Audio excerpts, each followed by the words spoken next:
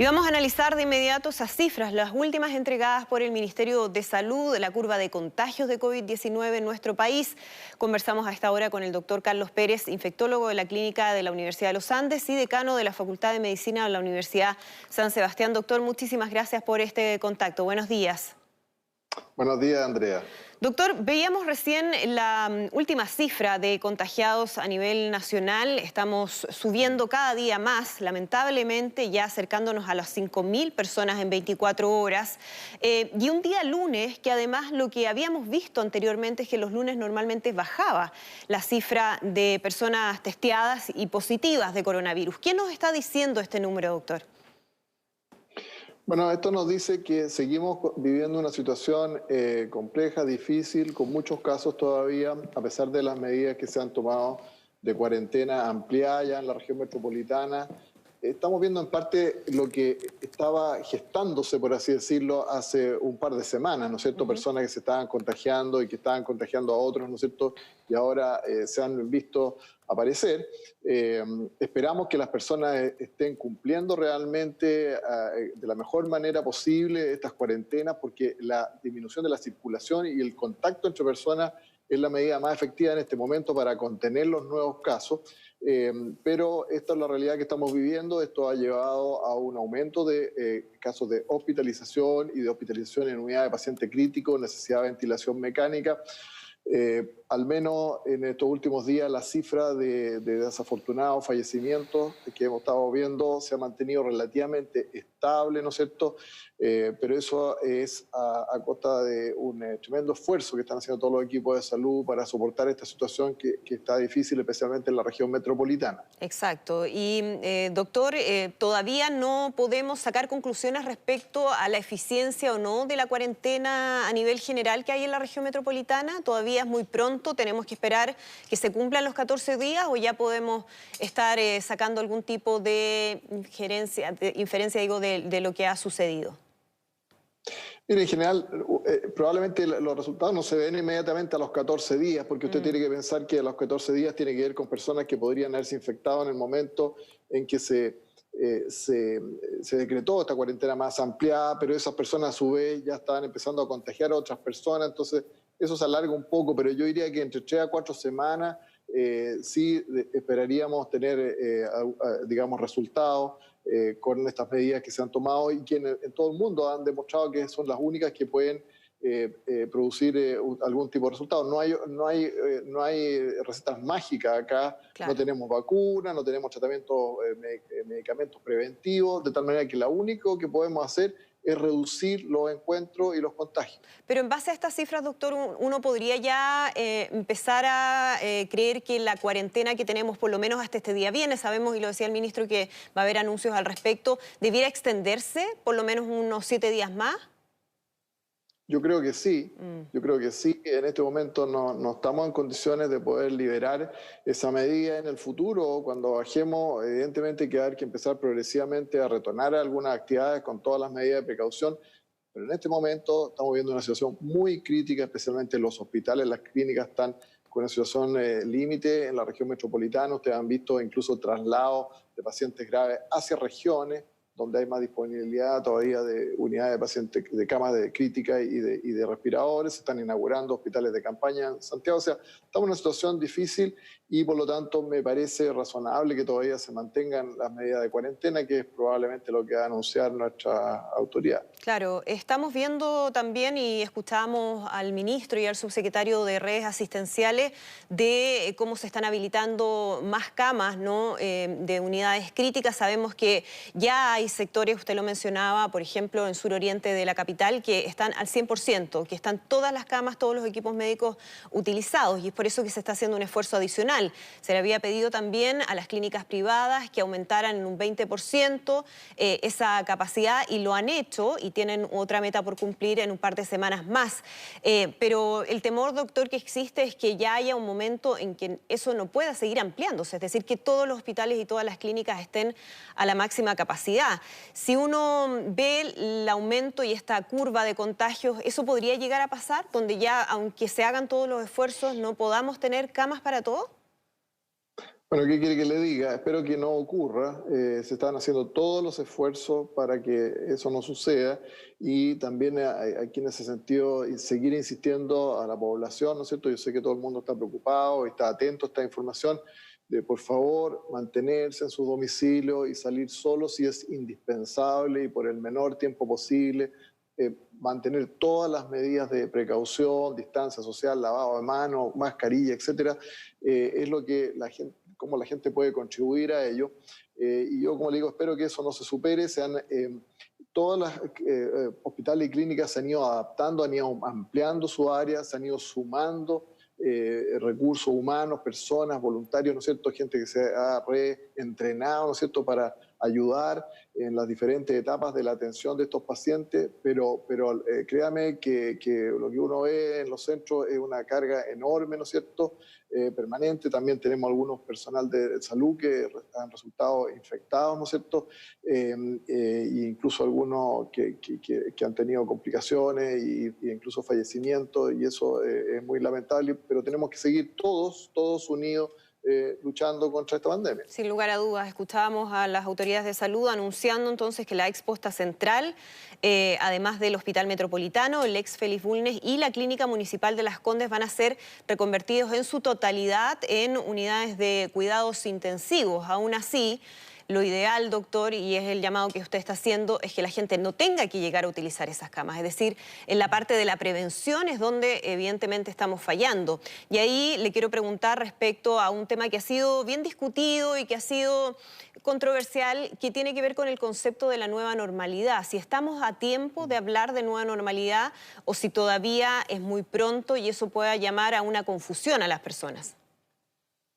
Sí, mire, yo más allá de los términos que se utilicen para esta situación, yo lo que diría es que estamos viviendo ahora una situación excepcional y que va a prolongarse por un largo tiempo, pero al mismo tiempo, ¿no es cierto?, cuando sea posible, tenemos que ir reincorporándonos a algunas actividades con todas las medidas de precaución, porque no sé, tal como lo ha señalado nuestro presidente, nuestro ministro de Salud, no podemos estar en cuarentena permanente por meses o años, ¿no es cierto? O sea, tenemos que ver la manera, no es el momento ahora, pero tenemos que ver la manera en el futuro de poder ir compatibilizando estas dos realidades. Veíamos también en la información, y esto es una situación que también se ha visto en estudios en otros países, que la inmunidad que tenemos en la población, estudio hecho aquí en Santiago, en la región metropolitana, más o menos el 3% de las personas tiene anticuerpos contra este virus, o sea, ha tenido algún contacto, ha desarrollado anticuerpos y podría estar protegido. O sea, todavía la cantidad de susceptibles, veámoslo al revés, es cerca del 97% de la población de personas que todavía nos podemos infectar con el virus. Por lo tanto, tenemos que seguir actuando de esta manera por mucho tiempo. ¿Qué implica eso, doctor? Porque, claro, llama muchísimo la atención, lo veíamos en otros países europeos también, donde hablaban justamente de este número que es bastante bajo, ¿no?, de personas que han quedado con inmunidad y que generan anticuerpos. ¿Qué podría implicar eso? ¿Nuevas olas de contagio, rebrotes del coronavirus? ¿Qué podría significar? Sí, yo creo que eso es muy probable que ocurra. Mire, si esta infección es nueva, es distinta, ha tenido un carácter pandémico, pero se comporta de manera similar a otras infecciones que nosotros los infectólogos conocemos, virales, por ejemplo, en que se requiere que un porcentaje importante de la población ya haya desarrollado inmunidad, sea de manera natural, por haberse infectado, sintomática o asintomáticamente, o por una vacuna que todavía no tenemos, para que el virus ya se estabilice y deje de circular y solo sean casos esporádicos. Mientras hayan personas potencialmente susceptibles, insisto, no todos se van a infectar y van a tener cuadros graves, pero pueden todos infectarse, ¿no es cierto?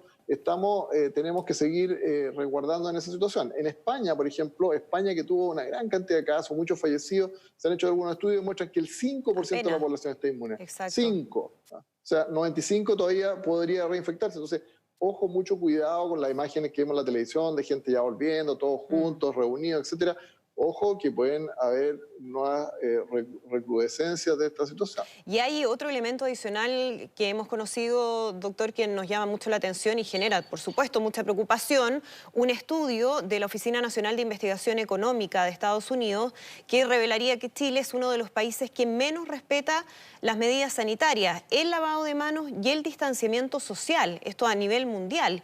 Eso obviamente es una muy mala señal cuando ya a estas alturas, después del tiempo que llevamos de pandemia, uno esperaría que esas conductas estuvieran bastante más internalizadas. Sí, claro, sí, también he visto esa información. Hay que ver los detalles de cómo fue realizado ese estudio, Ujú. porque si bien es cierto, hay gente que no cumple. Yo no sé si nosotros incumplimos más que otros países, que uno ve, ¿no es cierto?, en los medios, cómo se comportan, así que hay que ser cuidadoso con esas medidas. El llamado es que, por favor, seamos responsables y tratamos de cumplirla de la mejor manera posible. Yo creo que la gente, si usted interroga a la gente en la comunidad, ya todo el mundo tiene internalizado el tema del lavado de manos, alcohol gel, la gente anda con sus propios alcohol gel en el bolsillo. O sea, eso uno lo ve, ya es una cosa ya rutinaria que lo está viendo, así que yo tengo algunas dudas de ese informe, Perfecto. pero bueno, ayuda a estimular a las personas a seguir cumpliendo esas medidas. Sí, entiendo. Doctor, quiero preguntarle respecto al testeo, porque lo que hemos escuchado permanentemente de parte de las autoridades de salud, de la Organización Mundial de la Salud, de la OMS, es que el testeo aquí es fundamental y que hay que testear lo máximo posible. Pero en las últimas horas, el ministro de Salud, Jaime Mañalich, ha dicho que estamos testeando más de lo que se necesita y que esto puede tener un efecto adverso terrible. ¿Qué opinión tiene usted respecto a este tema?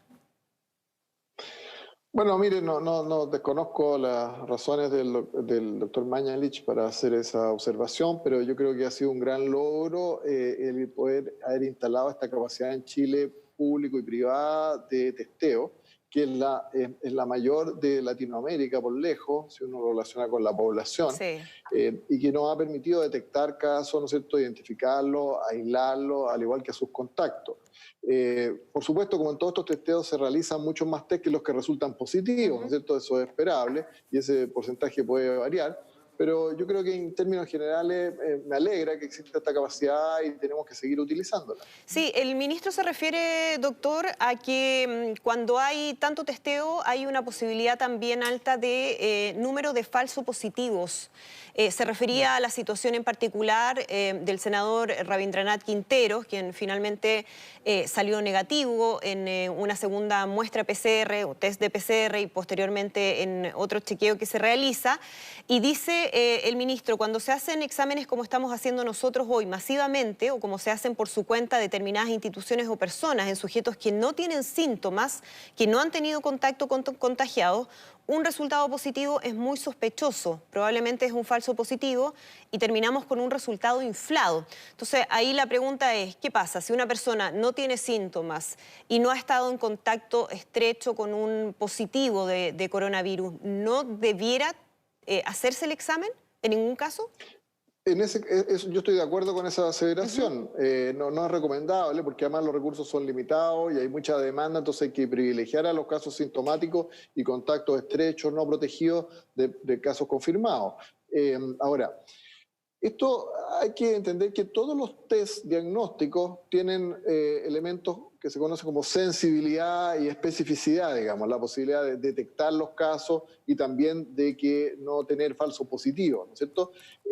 Eso puede ocurrir ante cualquier test y por supuesto cuando un test se está haciendo de manera tan masiva como esta, aumentan las posibilidades y los riesgos, dado que son mucho más los laboratorios que lo están realizando. Entonces, todo esto tiene que ir de la mano con un control de calidad periódico que debe realizar un organismo externo, que en este caso en general es el Instituto de Salud Pública, pero puede ser otro organismo para determinar si efectivamente están cumpliéndose todos los protocolos y evitar estas situaciones. Ello puede ocurrir, pero ello no invalida el esfuerzo, como le digo, de Ujú. tener esta capacidad instalada. Pero de acuerdo con el ministro, y eso es lo que estamos haciendo todos también, es solicitar en sintomáticos y contactos estrechos no protegidos de casos confirmados, no en la población general de personas asintomáticas sin antecedentes de contacto. Perfecto. Doctor Carlos Pérez, muchísimas gracias por conversar con nosotros. Que esté muy bien. Buenos días, Andrea. Buenos